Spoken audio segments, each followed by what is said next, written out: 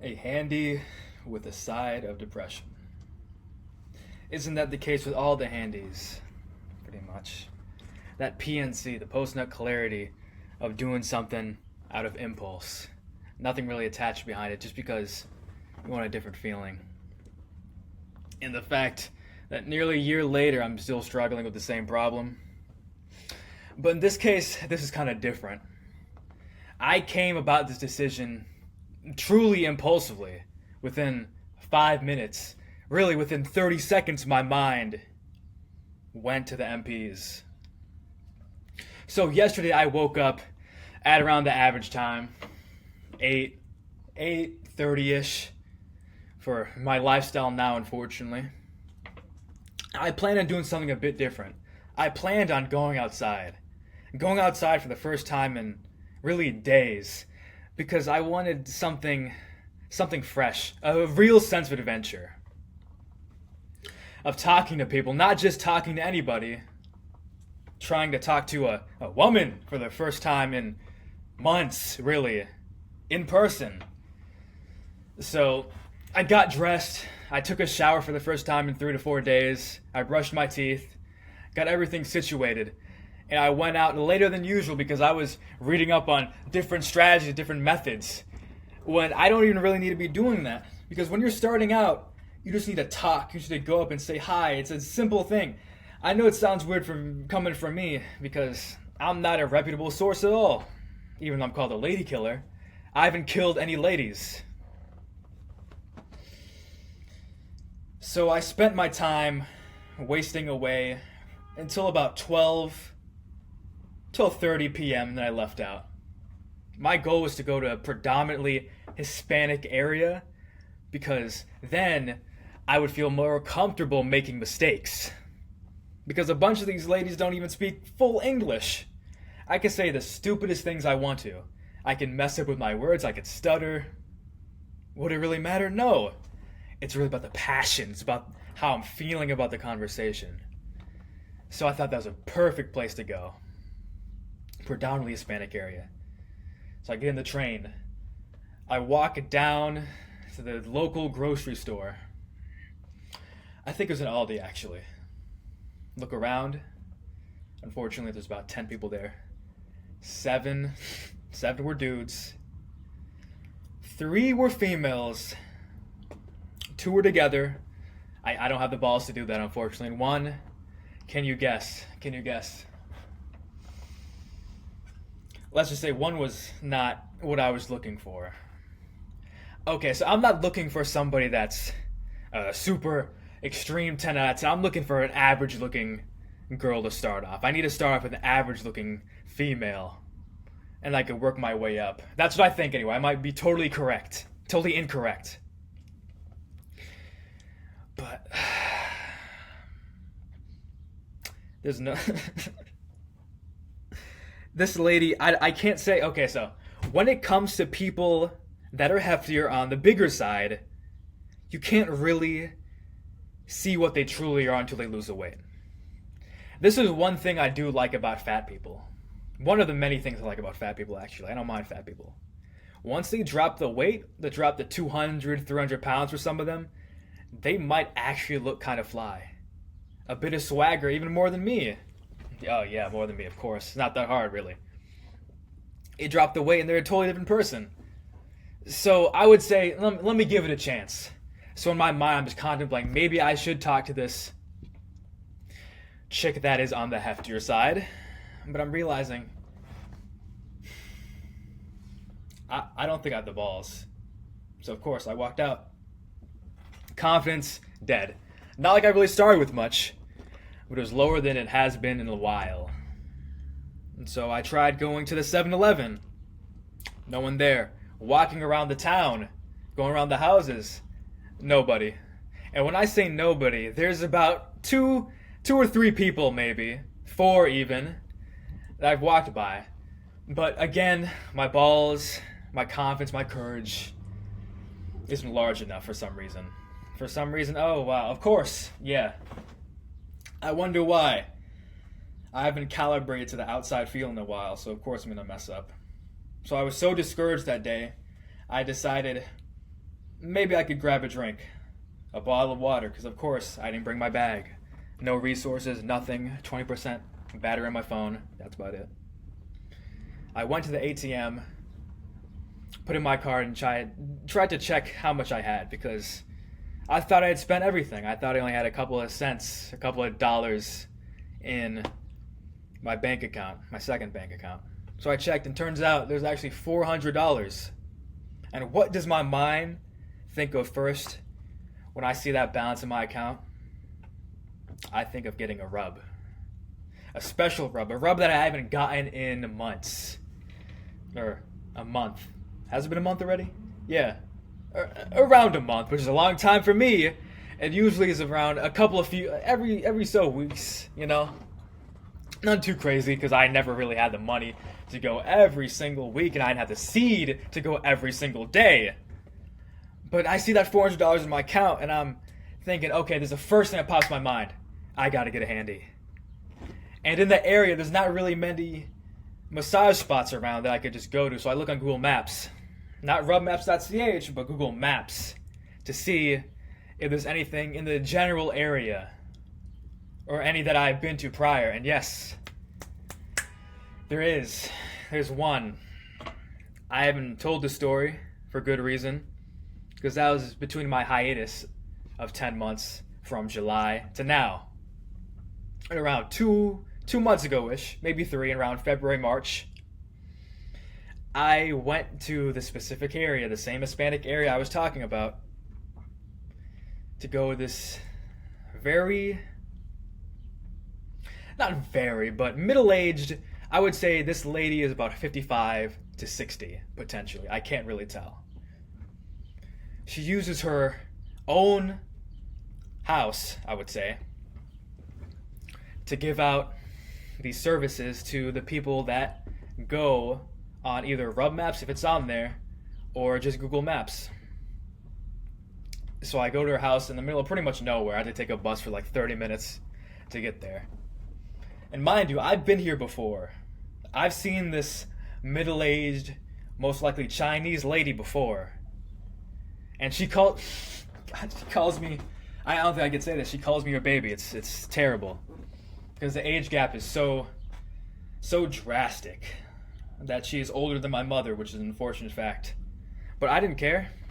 She had ample breasts, I could say. Or what it seems, anyway. And I was like, whatever. Let me go to this. It's the only one inside. I need to get my rocks off. Keeping it PG-13. So I go. I set up the whole thing. I pay her. It was only $50 starting off for the massage. She gives me a very mediocre massage, like she did last time, 2 months ago. And she went immediately for the gooch. Immediately. I was like, okay, I know what this is going to be about. And she kind of dragged it along, tried to massage for a good 5 to 10 minutes. You know, like the usual. Skip forward. She does the deed. I'm not going to get into the details. Doesn't really matter. But once the deed is done, the good old post-nut clarity feeling seeps in immediately. Like the fastest reaction time possible. 10 milliseconds. A giant tsunami wave of depression just goes over me. I immediately think of my job and the fact I have to go 3 days later, because this is yesterday, Tuesday. I work on Friday. I immediately think of the worst things possible, things I don't want to do ever. And I feel like I have to do them immediately. I feel like I'm right on that train getting ready to walk in through the door to work. But I'm not. I'm just at this random old lady's place. And she's smiling at me and like, oh, ho, ho, a lot? That's a lot. I'm like, yeah, a lot for 2 days. Or it wasn't even 2 days. It was only 1 day, really. I saved up for really 1 day, and I just impulsively went to this MP. But even then, it's not like I relapsed on a ginormous streak. It was another day in the office, really. I've lost so many seeds. I've killed so many potential children that I'm numb to it. But this time it felt really, really embarrassing for some reason. I didn't tell anybody until I'm talking right now to this camera. I didn't mention this to anybody. $400 in my account. I spent 150 of it because yes, the massage may be $50, but the extra was 100. And the fact that I really wasted $150 just sank my heart to the bottom of this planet, to the core of the earth. I really don't have any money now. I have maybe $200 left that I took out, and it's probably around like 180 now. 200 at most. I'm gonna put this in the corner and lock it away in a jar because I can't get to this money. This is emergency money.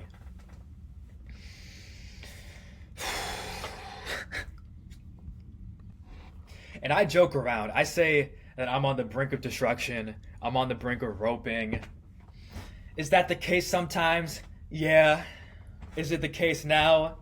Not now, but yesterday, yes it was. The post-nut stayed. That terrible feeling just stayed. And I really felt like I was at a very, very low point. Worse than it usually is, because usually when I go to the massage parlors, it's not a big deal. I finish, I move on with my day, and what else can I really do? But when you have so much added pressure on top of everything, it really makes the mistakes feel way, way more impactful. Like the fact that I'm an adult now, I'm no longer 17, I'm no longer 16, I'm not a teenager anymore. A real teenager. 18, 19, that's not the same. I'm an adult now, I'm a legal adult. The mistakes I made have impact. Have impact? Have weight to them, let's say. And it doesn't feel as